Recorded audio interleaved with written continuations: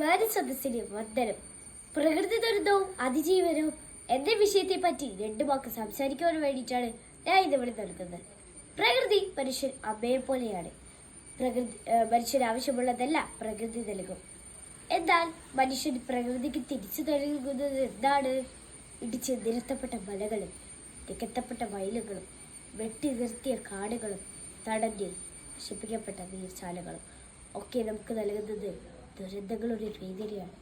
അതെ, നമ്മെ പരിപാലിച്ച നമ്മുടെ ഭൂമി ഇതൊരു പ്രതികാര ദുർഗയായി മാറിയിരിക്കുകയാണ്. അടിക്കടി ഉണ്ടാകുന്ന പ്രകൃതി ദുരന്തങ്ങൾ ബോധ്യപ്പെടുത്തുന്നതും ഇത് തന്നെയാണ്.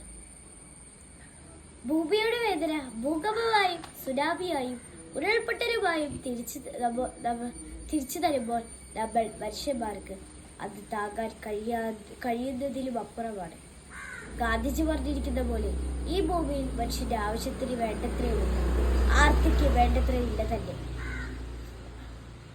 പ്രകൃതി ദുരന്തത്തിന്റെയും അതിജീവനത്തിന്റെയും ഏറ്റവും വലിയ ഉദാഹരണമാണ് 2024 ജൂലൈ 30 നടന്ന വയനാട്ടിലെ ഉരുൾപൊട്ടൽ. ഒറ്റ രാത്രി കൊണ്ട് ഉറ്റവരും ദയവരും സമ്പാദ്യവും എല്ലാം നഷ്ടപ്പെട്ട ഒരുപാട് ആളുകൾ. സ്വന്തമായി വീടോ ഭൂമിയോ ഒന്നുമില്ല. ഒന്നും അറിയാതെ ഉറങ്ങിക്കിടന്ന പലരെയും മരണം കൊണ്ടുപോയി. ആ ദുരന്തത്തിൽ നിന്നും ഇതുവരെ കേരള ജനത കരകയറിയിട്ടില്ല. ദുരന്തങ്ങൾ പ്രകൃതിദത്തമായി വരുന്നതാണെങ്കിൽ മനുഷ്യർ വിചാരിച്ചാൽ അതിന്റെ ആഘാതം കുറയ്ക്കാൻ സാധിക്കും. മാലിന്യങ്ങൾ നല്ല രീതിയിൽ സംസ്കരിച്ചും ജലാശയങ്ങൾ മലിനമാക്കാതെയും മരങ്ങൾ നട്ടുപിടിപ്പിച്ചും നമുക്ക് പ്രകൃതിയെ കാത്തു സൂക്ഷിക്കാം.